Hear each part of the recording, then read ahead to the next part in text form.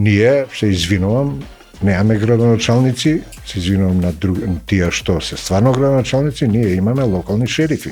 Урбанистите, сакале или неќете, цртаат маркици, они не планираат, они цртаат маркици по желба на некој моќник. Или од политичка, или од бизнис фела. Не можете вие да планирате, овде сме планирале 500 стана, овде 1000 стана, немате ни една градинка во радиус од 2 километра.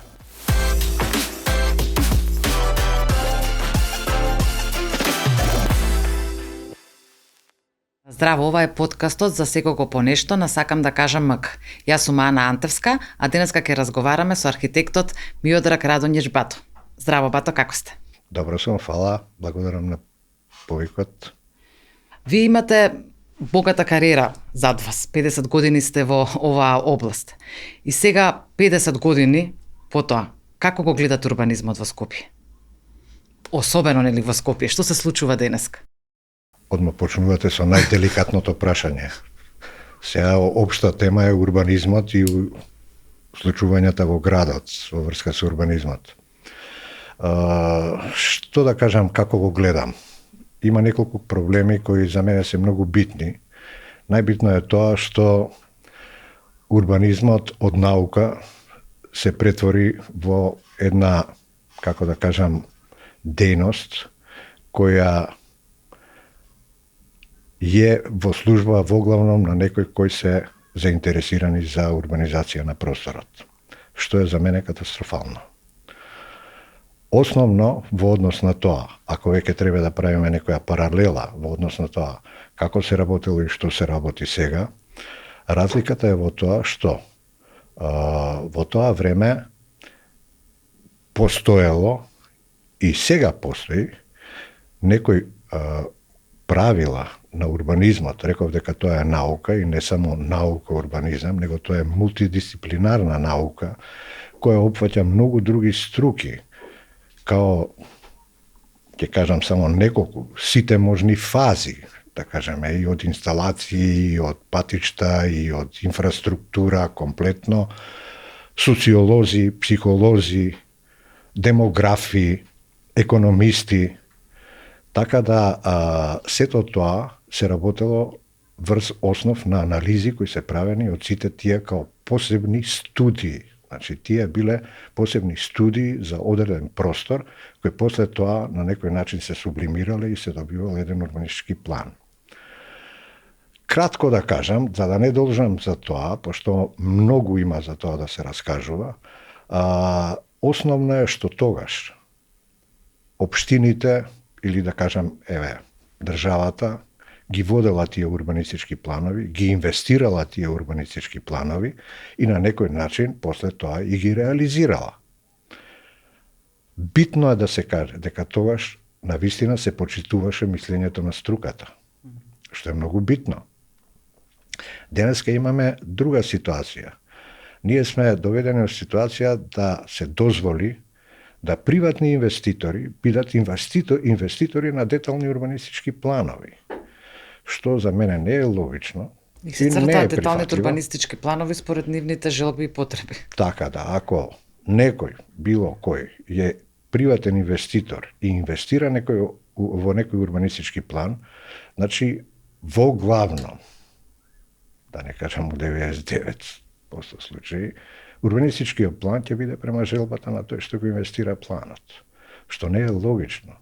Значи, урбанистички план се прави за одредена урбанистичка единица, порано тоа беа месни заедници, као најмали единици, сега имаме посебна некоја парцелизација на урбанистички единици, значи тој се прави за целата урбанистичка единица.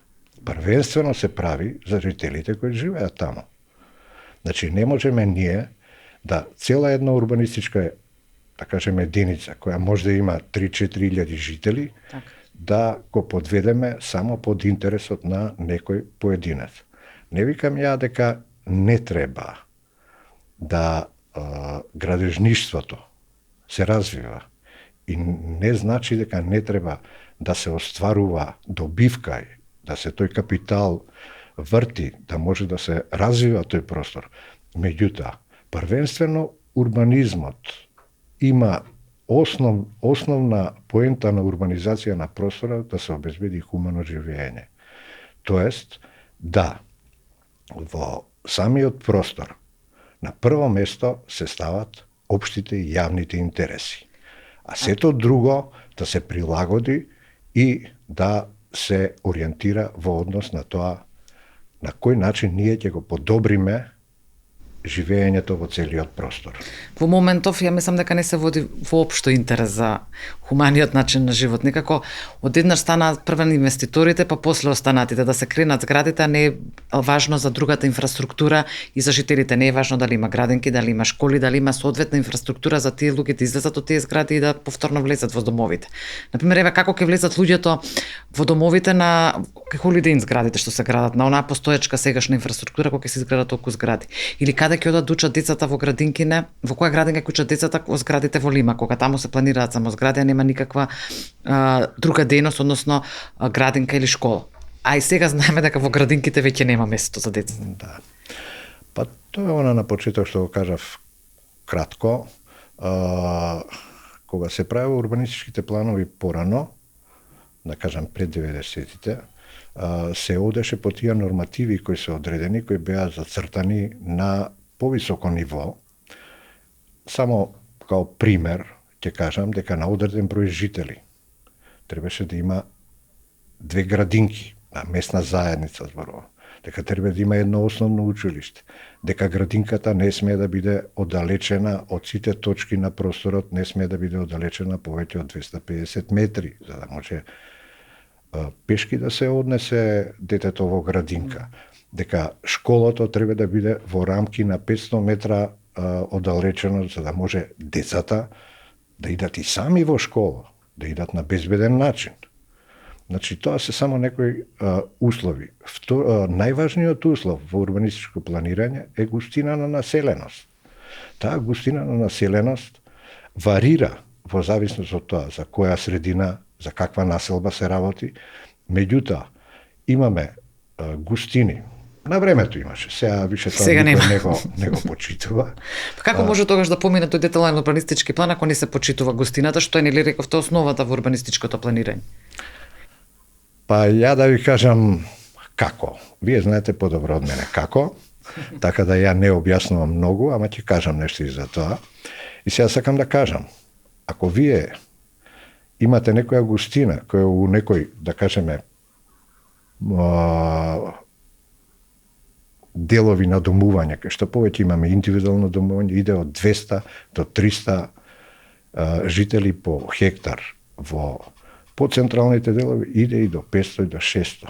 Па се случува и да иде до 800. Меѓутоа, густината е многу битна заради тоа што се ствара загушување на самиот простор од сите аспекти и еден од најважните проблеми што се јавува тука има во урбанизмот, имаше и тој важи и сега, научно докажан, тој се вика пасовски синдром во урбанизмот или како да кажам, стаорци. Синдром на стаорци. Што значи тоа? Значи, ако еден стаорец е во еден кафес, он е многу комотен. Ако ставите уште еден, он ќе се прилагоди. Ако ставите уште еден, ќе се прилагоди. Ама ако ставите 30 унутра, тие ќе почнат меѓу себе да се борат за простор, за обстанок. Така. Тоа исто се случува и кај луѓето. Значи се случуваат карачки за паркинзи, да не кажам и немили случаи, за лифт, за фрлање ѓубре, за простор, за што да кажам, тоа се случува во градот. Аспекти за игра на деца и така натака. Значи тоа е еден многу опасен синдром кој, да кажеме, науката на времето го уочила и упозорила на тоа докаде и колку може да биде густината на живење. Ние сега имаме густини кои се по 2 пати, по 3 пати поголеми од таа што е на некој начин научно докажано дека е као максимална граница. И основната заложба на фелата и основна заложба на сите тие, да кажеме, приговори, протести што од страна на стручната фела произлегуваат, се однесуваат на тоа дека параметрите, основните параметри не се запазени. Тука се уште осончување, проветрување, саобраќајна пристапност, гаражирање и така натака, паркирање.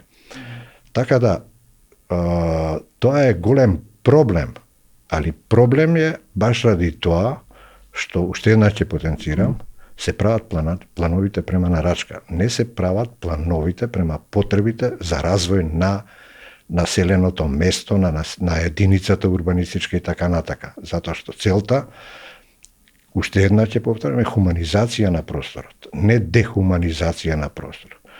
Друго, и денеска важи дека деталните урбанистички планови, кои се законски документ, на повисок ранг е основниот урбанистички план и генералните урбанистички планови. Ама ние имаме ситуација на носење на детални урбанистички планови што се во спротивност на генералниот урбанистички план, меѓутоа тие се реализираат. Скопје изградено врз основа, центарот на Скопје во моментов изградено врз основа на детален урбанистички план, донесен во спротивност со генералниот урбанистички план. Деталниот урбанистички план има важност као планот најнизок ред, да кажеме, во просторното урбанистичко планирање, има важност 5 години од донесувањето. После тоа, носителот на деталниот урбанистички план, тоа се најчесто општините, имал врска да спроведе измена и дополна на тој урбанистички план. Врз основа на потребите на... Во однос на нараснатите потреби, за развој на општината, за развој на одреден простор. И со тие измени и дополни на деталниот урбанистички план се евидентираат сите недостатоци што со претходниот план не се, да кажеме, исправно поставени. И секој детален урбанистички план и било кој план, ниеден план не може да се реализира 100%. Има одреден степен на реализација кој може да се реализира за тие 5 години и кај нас се случува да ние по 10 по 15 години немаме измена и дополна на детален урбанистички план.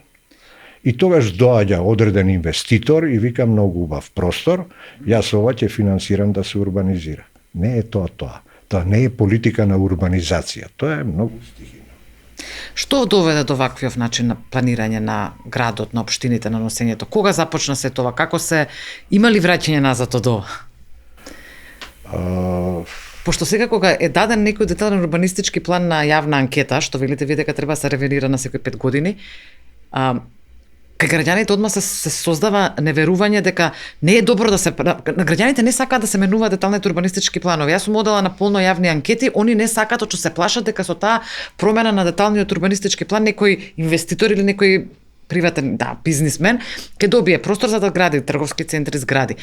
Не веруваат дека тоа е за нивните интереси, за нивните решавање на нивните парцели или барања, туку они велат на јавните анкети дека се остане ваков планот, не ни треба нов план. Па тоа е тој синдром. Сме изгубиле као граѓани во сите институции доверба, па и во ова. Така да не се чудам уопште на тоа и ми е сосема логично и јасно ми е барањето на граѓаните да остане исто, пошто е боле исто него да биде полошо. Да. А сите се плашат од тоа дека ќе биде полошо. Да. И затоа реков, целта не е да се урбанизира по секоја цена, него целта е да се подигне нивото на живење. Основната поента на урбанизацијата е хуманизација на просторот. Сега, во однос на тоа како може да се донесуваат плановите, тука сите знаеме дека тоа е системски проблем. Тоа не е проблем само на урбанистите, тоа е проблем, како што реков од почеток, на целиот систем како е поставена урбанизацијата. Ние сме доведени во ситуација да денеска ние немаме една експертиза на научна база направено пред да се направи деталниот урбанистички план и доведени сме во ситуација да еден или мал тим може да диктира услови како тоа да се урбанизира. Да не кажам, мислам дека тука треба да се направат детални измени во однос на комплетната наша локална самоуправа и централна нормално, заради тоа што ние сме доведени во ситуација да урбанистите, сакале или неќете, цртаат маркици, они не планираат, они цртаат маркици по желба на некој моќник. Или од политичка, или од бизнис фела. Тоа не е дозволено. И од двете заедно. Да, тоа секој пат иде во спрега. Значи, ние сме го тргнале на страна целиот оној аспект на научниот пристап кон урбанизација на просторот и сме отишле во сосема спротивна насока и го планираме просторот ад хок, а углавном према потреби на одредени клиенти. Мене ми е поразително тоа што секоја населба во Скопје, односно секоја куќа стана зграда. Не остана населба со индивидуално домување. Како што биле населби со години кои што постоеле со индивидуално домување, куќи биле така планирани, таква инфраструктура имаат. Сега се станати, секоја втора куќа е станата зграда. Ако јас не сакам да биде мојата куќа зграда, ми се нарушил мене хуманиот живот со тоа што комшијата кренал зграда на 4 спрата до мене лепенка на мојата куќа, сакал неќе ли ти више немаш хумани услови за живот, ке мора и ти твојата куќа да дадеш за зграда затоа што немаш услови за живот нормални како што би било претходно. Ма јасно, тоа е све се продуцира едно повлекува друго. Јас сега да не биде тоа досадно, но пак ќе потенцирам. Значи, не може без стручна и научна анализа да се проектира и да се обработува. Значи, генералниот урбанистички план предвидува зони. Ако ова зона за индивидуално живење, тоа треба да биде зона за индивидуално живење и да се развива во рамките на таа определба. Ако е некоја зона со густо население, имаме зони кои се бизнис центри и така натака, значи тие треба така да се ориентираат. Не можеме ние, ја да ви кажам, ние сме направиле многу големи грешки со тоа што бизнис центрите и моловите сме ги ставили у центар на град. Да. Тоа не постои у ниеден главен град. Значи секој главен град или поголем град, сите тие молови, сите тие се на периферија. Со големи паркинзи, со добра пристапност, ние сме ги ставили у центар на градот. Па некој мене ќе ми каже, а тоа е добар бизнис. А кого е добар бизнис? За граѓаните е добар бизнис или за собствениците на тие молови е добар бизнис? Значи, мислам дека тоа е една од поголемите грешки што ние сме направиле у ова 30-годишно планирање овакво. Значи, апсолутно мислам дека треба да се придржуваме кон тоа зонирање, да не се пренаменуваат зоните како се движи и како се движат интересите, него да се зонирањето така како што е, да се прави и да се унапредува, не да се, да кажеме, комплетно менува намената на зоната и со тоа да се ствара проблем. Како што вие кажавте. Тоа е тоа. Па ние, например, во Скопје не знам колку нови градинки, ма ние деца уште учат во градинките изградени во време на Југославија, кога било планирањето уште пред 40 години, ние немаме една нова градинка или две, дали имаме нови градинки во Скопје, никнуваат на секој чекор нови згради. Тоа, не знам јас воопшто како може така да се функционира. Па знаете како, сега ние имаме доста разговори и пријателски, и колегијални, и стручни. Јас повеќе пати сум кажал, во однос на тоа, што сме имали изградено, каква инфраструктура сме имале, ние пред 90 години сме имале подобра опременост на градот него што имаме сега. Тоа се однесува и на градинките. Тоа е све пратечка инфраструктура која треба да го прати развојот на градот. Не можете вие да планирате, овде сме планирале 500 стана, овде 1000 стана, немате ни една градинка во радиус од 2 километра. Се знае на колку растојание треба да биде градинката. И тоа мора да влезе како законска обврска, без разлика. Со сообраќајниците, каква е ситуацијата на планирање сега? Дали имаме планирање на нови сообраќајници кои што ќе бидат придружни на сите овие нови објекти што се градат? Јужен булевар ќе проработи ли? Што да ви кажам, тоа е она што е нашиот синдром.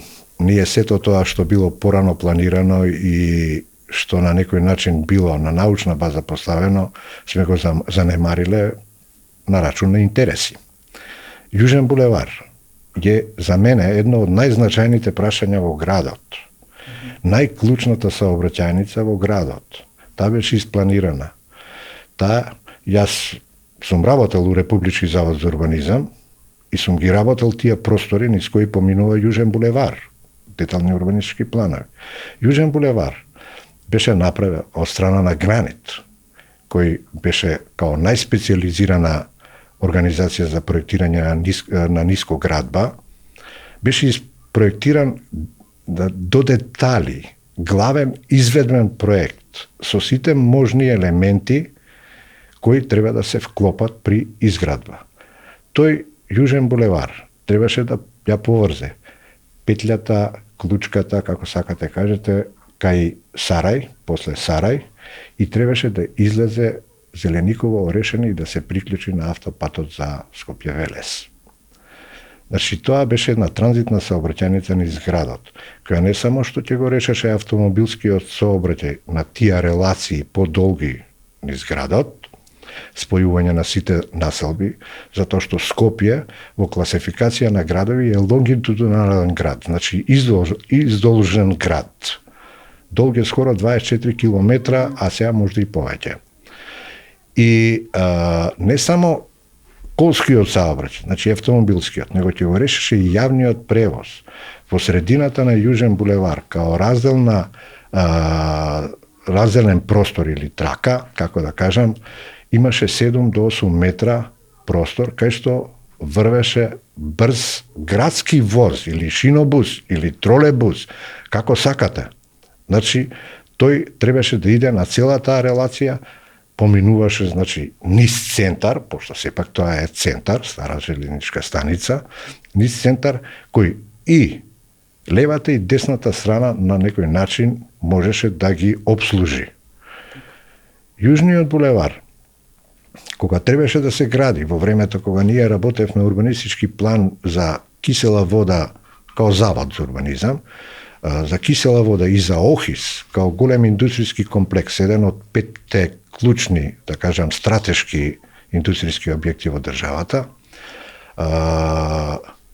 имаше на целиот потез околу 3000 и нешто дивоградби. Ја не знам колку има сега, али не би се зачудил да има и 30. 30.000. Не би се зачудил. Не знам, да не импровизирам.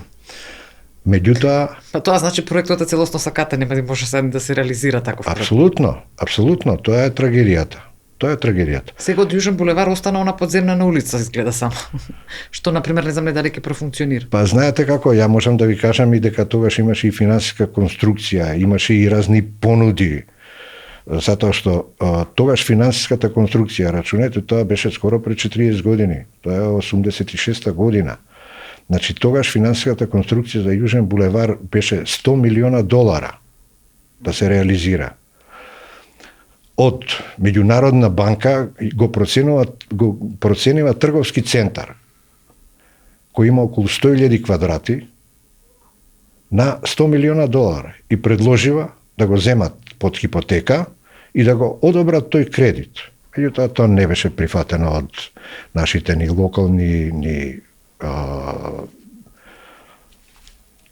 локални власти и тоа све пропадна. Трговски центар отиде, како што сите знаеме, се распродаде, се распарче и така натака, а Јужен булевар не се изгради.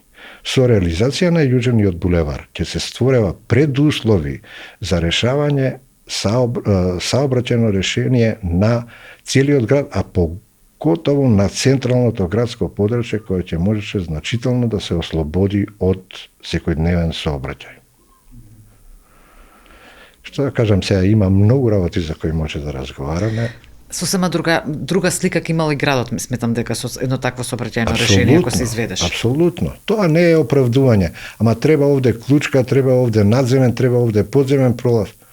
Сето тоа е ништо у однос на бенефитот кој ќе се добие со тоа. Дали ќе биде затнат уште повеќе градот со новите згради се што се градат на местото на Јужен булевар? Па, апсолутно дека ќе биде. затоа што тука сега треба на некој начин по мене малце да се стиша изградбата на такви, поготово на такви големи комплекси, да се даде повеќе акцент на инфраструктурата, кај што спаѓаат и сообраќајниците. Ние имаме проблем, не е само Паркирањето. Саобраќај и паркирањето и гаражирањето го повлекува. Меѓутоа тука е и другата инфраструктура, поготово водовод, канализација, топлификација, гасификација и така натака. Значи, сметам дека сега ние акцентот треба да го дадеме малце повеќе на тоа, ако сакаме на некој начин за 10 или не знам 15 години да добиеме некоја перспектива за развој на некој похуман град. Може ли Скопје да ги издржи комплексот Треска сега што почна се гради? Комплексот што се најавува дека ќе се гради кај Алумина, новата зграда кај воена болница, не знам што ќе се гради кај Расанек, сепак имаше конкурс. Може ли тоа да го издржи Скопје? Пошто тие згради се планираат да бидат доста големи. Не се планира некоја зграда малечка или не знам паркови и градинки, се планираат висококатници. Да, не се работи за тоа дали Скопје може да го издржи. Како да кажам, земја трпи све. Меѓутоа народот дали може да го издржи, тоа е проблем, затоа што ќе дојде до оној синдром кој што го спомнав претходно и ќе предизвика едно нехумано живење во градот. А тоа значи и меѓучовечки односи кои се на многу незавитно ниво со сите овие ситуации, криминал и така натака, значи тоа све ќе биде во пораст со оглед на тоа дека нема да има соодветни услови за да тука нормално се живее. Ја на прашањето што ми го поставивте дали има надеж, јас сум оптимиста секој пат и мислам дека има надеж. Стварно, јас не сум. Па, знаете како и не е за да биде човек оптимиста, али јас сум оптимиста затоа што има многу верба во овие новиве генерации на архитекти и на стручњаци што доаѓаат, кои се... Меѓутоа, знаете, тие што ги прават плановите им даваат доверба на некои други архитекти што цртаат како што ни сакаат да цртаат. Пак се враќаме на прашањето... И после два пати борбата, па на крај ти ке дојдеш ке црташ таков план, знаете, се сведуваме и на такви ситуации. Пак доаѓаме до прашањето кој како дали треба да не знам, целосен рез да се направи, негде да се рече стоп сега. Да. Како да се направи тоа? Апсолутно. Стоп не може да се направи да се пресече со нож, меѓутоа може да се направи концепција која ќе може да се реализира релативно брзо. Периодот од 5-10 години не е голем период за развој. Што е потребно да се направи? Ова што сакав да ви кажам, кога ми кажавте дека сте вие песимиста и дали уопште може тоа да се реши, значи може да се реши, ама само треба да се даде доверба на струката. Ова што го кажавте како проблем, вака се предвидува, па пак вака се прави, тие архитекти ќе го прават овие. Затоа реков, значи носителот на урбанистичкиот план мора да биде државата. Она избира по одредена процедура, избира кој ќе го работи урбанистичкиот план. Градски архитект треба ли на градот? Момент, ќе дојдеме и до тоа прашање. Значи, државата избира кој ќе го работи планот и он го прави по тоа што државата или општината или носителот на урбанистички план ќе припреми проектна програма по која тоа ќе се работи. На овој начин, кога приватен инвеститор може да финансира детален урбанистички план, не може тоа да се контролира. Приватниот инвеститор дава пари и он за тие пари бара да му се овозможи нешто, а за тие пари он бира кој ќе му го работи, а ќе го избере тој што ќе направи така он како што побарува. Тоа е проблем. Градски архитект на Скопје? Градски архитект е една болна тема. Овде се проба со градски архитект. Беше мојот колега Зоран Тонич беше градски архитект, меѓутоа тоа беше пред 20, може и повеќе години. Не успеа. Не он, затоа што он беше професионалец и стручњак, кој работеше во Завод за просторно планирање и така натака, со големо искуство, после дојде во Републички завод за урбанизам. Меѓутоа не успеа едноставно од ситуацијата и констелација на односите кои владеат и во градот и во општините. Не може еден градски архитект да биде потршко на градоначалникот и да ги исполнува неговите музички желби. Значи, градски архитект мора да биде архитект со дигнитет и мора да се почитува неговото мислење. Неговото да биде последно. Па, во принцип да.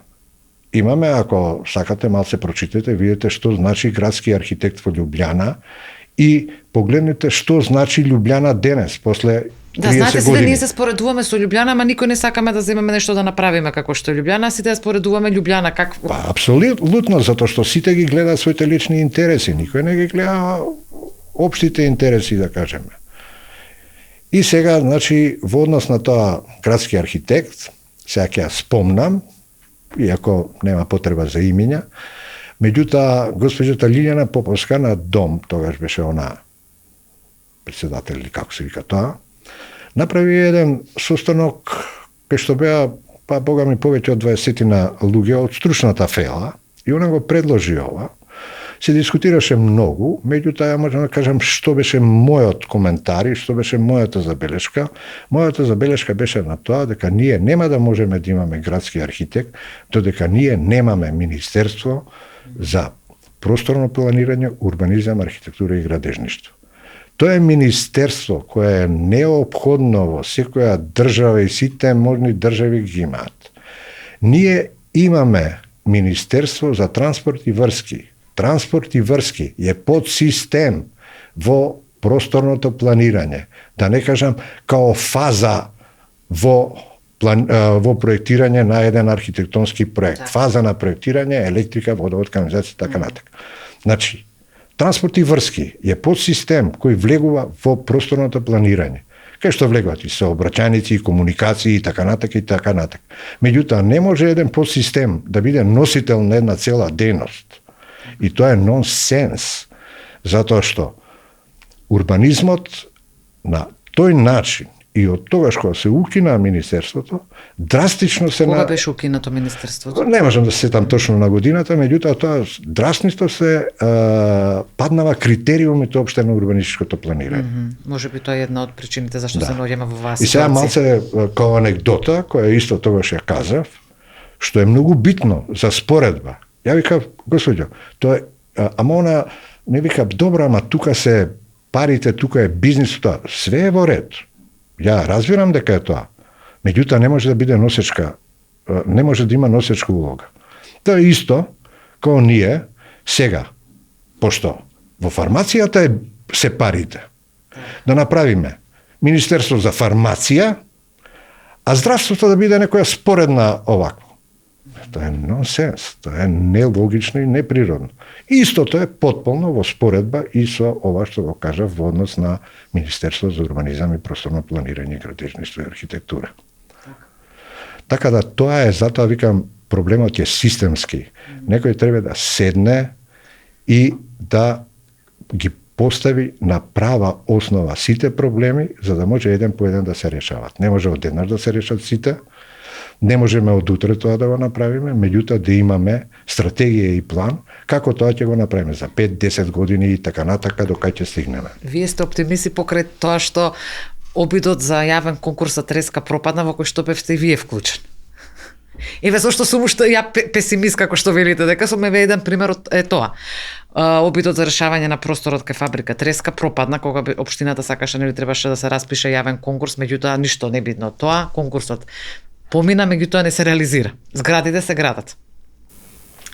Чувствувате ли малце дека поразен тука во тој дел, затоа што бевте вие дел од жири комисијата? Не, апсолутно не се осеќам поразен, мислам дека треба да се осеќаат поразени тие што дозволиваат така да помине тоа.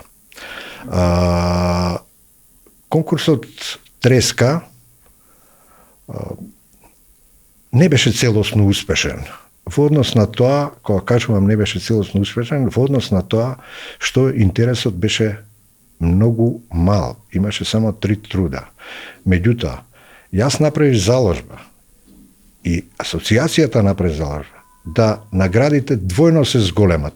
Меѓутоа и тие двојно зголемени награди беа минимални. Да рокот се продолжи уште за месец дена, меѓутоа одзивот не беше тука. Кога гледаме дека еве се една Подгорица, Црна Гора, која имаше конкурс за здравствен дом, кај што главната награда е 30.000 евра за еден комплекс објект. Интересот е голем. Да, и тоа е као меѓународен конкурс, имаше и наши млади архитекти кои многу успешно се представија таму своја трета награда. Ние овде за цел комплекс кој требаше да има 120.000 квадратни метри, имаме награда од 5.000 евра и тоа со наша ургенција да се зголеми дупло. Можете да се замислите се. Да. Знаете како? У овие услови да работите вие 3-6 месеци, да ангажирате тим на луѓе да работат за 5.000 евра, па вие немате материјалот и времето да го платите. Така. А камоли да бидете наградени. Да. Меѓутоа, од тој аспект, да, меѓутоа трудовите што пристигна, по мене има солиден квалитет. Прво рангираниот, не доделивме прва награда као комисија, што од сегашна дистанца можда изгрешивме, меѓутоа он беше прво рангиран. Прво рангираниот труд, сите трудови има одредени квалитети, кои можева да се продолжи така како што беше замислено со конкурсните услови. На разработка понатамошна, сите тие трудови можева да дадат у одредени сегменти допринос на тоа да тоа биде стварно еден. Во секој случај трудовите беа многу покумано решени од она што сега се дешава. Апсолутно, еве само ќе кажам една работа. Прво рангираниот труд нудеше решение која по целата средина во правец север-југ беше отворено со една добра ширина од 60-70 метри, зелен простор, што е многу битно, затоа што дечките многу добро ги согледале елементите кои се многу битни за градот. Во градот Скопје постојат два основни правци на ветер кои го чистат градот. Едниот е на Сабајле долж реката Вардар, вториот е навечер од падините на Водно. Они го имаа поставено тој цел коридор зелен во правец Водно, Скопска Црна Гора, значи север-југ, што е многу битно за проветрување на целиот тој простор. Иако тој простор беше предвидено прилично да се изгради, како да кажам. Меѓутоа и како се градат зградите е битно, нели? Што велите, добро испланиран простор. Апсолутно.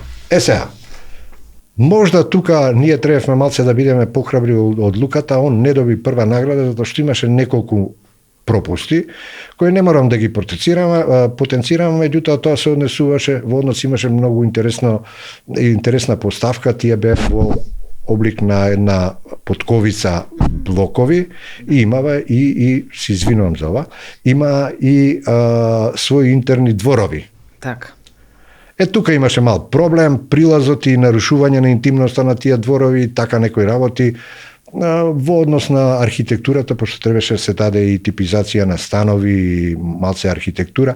Тука имаше, да кажеме, не е тоа забелешка, поише е препорака дека можеше малце повеќе да се и поиновативно да се направи тоа решение архитектонското.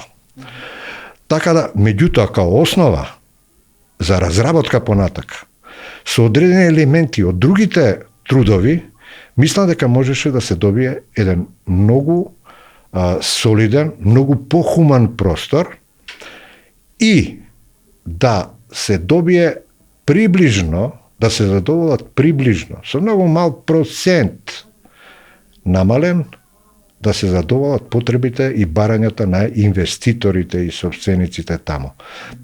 Тоа е за мене занемарливо, затоа што, и тоа ја им го нагласив нив, меѓутоа тоа не чеше никој да го слуша,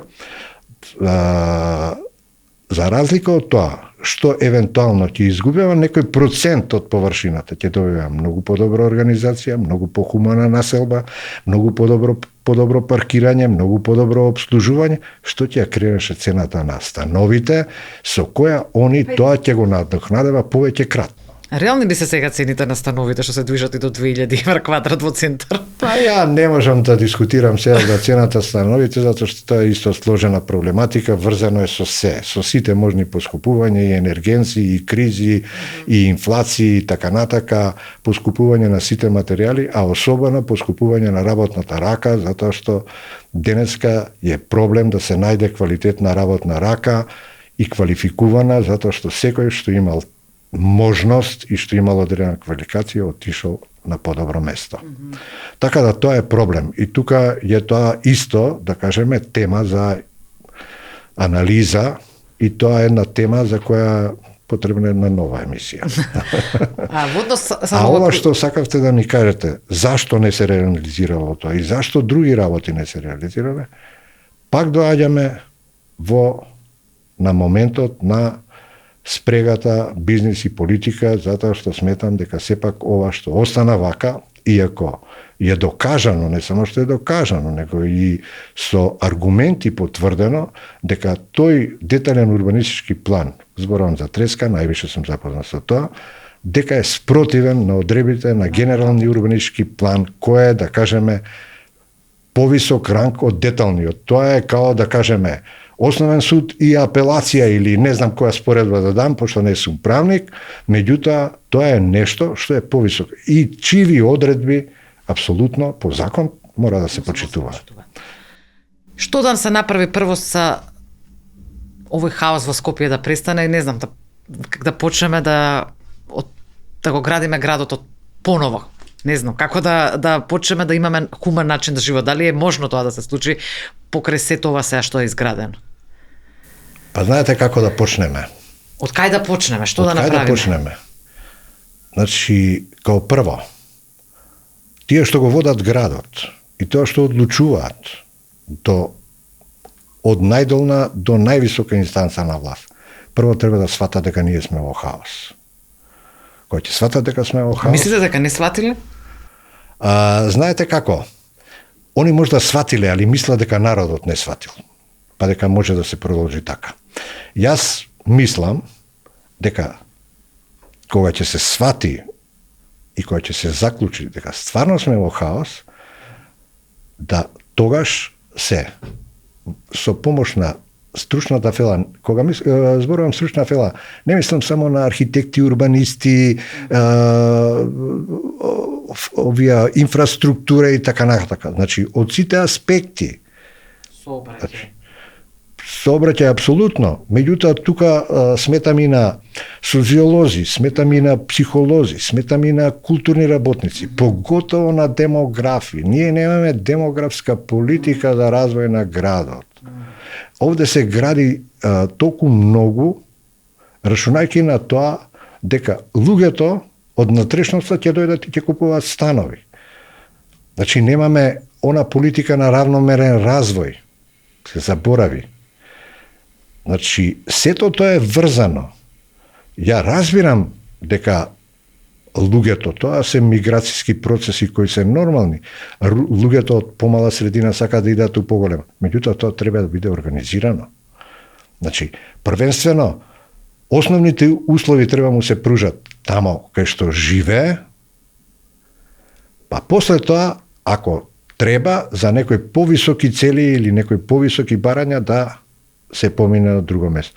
Ако луѓето немаат основни услови тамо кај што живеат, нормално е дека они бегаат од околината на Битола, бегаат од Битола бегаат од Скопје, од не знам, мислам Битола случајно ја кажав тоа. Од Скопје бегаме во надвор во други градови, држави. Од Скопје се бега во други држави.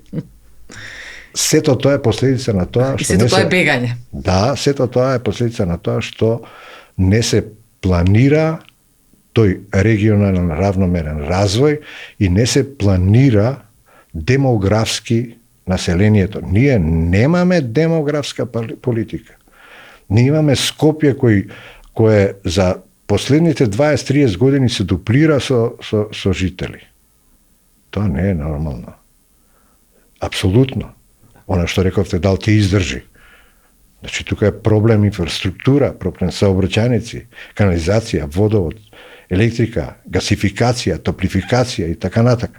Значи, во принцип, треба да сториш предуслови, значи, инфраструктурно да го опремиш просторот, па после тоа да го градиш. Меѓутоа, ние идеме обратно. Ние прво го градиме, а после тоа, ако успееме да го обезбедиме со инфраструктура, добро. Тука има уште еден проблем што морам да го кажам, што е можда битен, клучен, мора да се смени политиката на финансирање на локалната самоуправа. Не може локалната самоуправа да се остави на тоа да се финансира од комуналниот допринос. Затоа што комуналниот допринос, тоа е у закон така зацртано, комуналниот допринос исклучиво наменет за развој на просторот, за опремање со инфраструктура, саобраќај, водовод, канализација, не да се делат плати на вработените. Да, ама доведени се во таква ситуација. Значи, системски е проблемот. Системски е проблемот, или се градат згради на една локација, а парите земени од комунали во тој дел од општината не се вложува во тој дел на општината, се прави нешто сосема друго, затоа што општината нема пари. Апсолутно, значи тоа е еден од поголемите проблеми кои со решавање на тој проблем. Па ние имаме буџет. Тоа треба од буџетот на државата, од даноците на државата да се... Апсолутно, па тоа се делови од државната администрација. Општината не е приватна. Значи, тоа се делови, ама се однесува ко приватна. Значи, ние, се извинувам, немаме градоначалници, се извинувам на тие што се стварно градоначалници, ние имаме локални шерифи. Моje мислење е такво. Јас се извинувам, можда не се сопоаѓа со нечиво друго, меѓутоа, ама ситуацијата и целата организација на нашето живење и работење и финансирање е доведено до тоа. Како го беше Скопје кога почнавте да работите, пред 50 на години, како е сега кога работите? Пошто вие се уште сте, иако сте пензионер, активен. Да. Јас сум активен и јас затоа сум се одлучил да бидам архитект, пошто уште као студент или пред тоа, као гимназијалец, дојдов до сознание дека архитект може да работи до крајот на животот, тоест до тогаш до кога може да го држи памет и снага. Знаете како?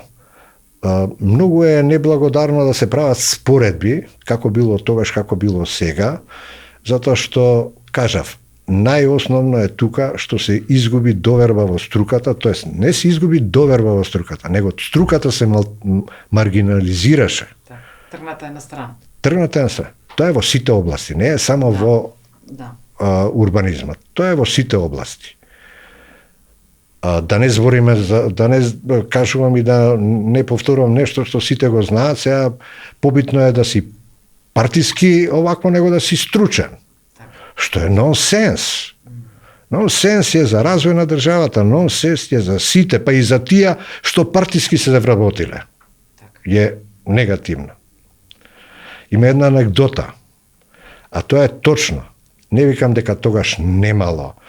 Секој пат, поготово на овој наш балкански простор, се гледало што може, кај може да се најде некој дупче во закон и што може да се направи вака или така, ама пак да биде во склад со закон. Меѓутоа имаше една ваква работа. Вика, во Југославија, што е точно и може да се провери. Во Југославија, партиски определен, мораше да биде директорот на фирмата. Сите други беа од Завод за вработување. И никој никого не присилуваше да биде партиски член и немаше потреба. Па јас се извинувам ако сега дискутираме за тоа дали хигиеничарот ќе биде тој или овој е од оваа партија, од оваа партија. Значи ние сме дошле до дно, не до дно, уште подалеку. Значи, тоа е моето мислење. Ја мислам дека голем процент од граѓаните го споделуваат тоа. Така да тогаш у тоа време, значи тој сегмент се почитуваше и се работеше по правилата кои ги диктира струката. Со сите тие можни анализи, со сите тие студии секторски, така наречени у тоа време, значи и од областта на економија, од социологија, од демографија и така натака, и се правеа урбанистички планови. Па имате пример, например, сите урбанистички планови кои се направени и кои се реализирани во тоа време, се многу далеку похумани од тие што се реализирани после 90-та, да не кажам после 2000-та и поготово. Затоа што имате вие еден аеродром кој со овие последни напливи на градење на некој начин се деградира. Так. Значи пред тоа беше исклучително хумана населба, организирана со простори за деца, за меѓу зградите имате простор, имате зелени површини, имате паркови, имате градинки, а не се залепени да гледаш во на комшијата спалната соба. Како што се други делоне сега што го градат во аеродром, огромни касарни згради. Така е. Опремени со потребна придружна инфраструктура, што подразбира, да кажеме, и здравство, и школство, и социјална нега, и така натака, градинки, и сето тоа. И сега имате една друга ситуација, кај што, еве, што викате вие, пак се извинувам, овој дел на аеродром, поготово ова на кај острво што е, кој е по мене во тотален хаос. Тотален хаос. Таму мене кога поминувам срав ме фаќа од тие вакви токави згради од двете страни. Што да кажам сега? Тоа уличката вака тесна направена за инфраструктурата кога била пред 30 години, а одеднаш зградите огромни како касарни од двете страни. Па како низ некој тунел да поминуваш. Овакво тоа е најголемата разлика. Значи, најголема разлика е во пристапот и во почитување на струката и почитување на нормативите и правилата на струката. Тоа е најголемата разлика. И затоа тоа се случува кој што се случува.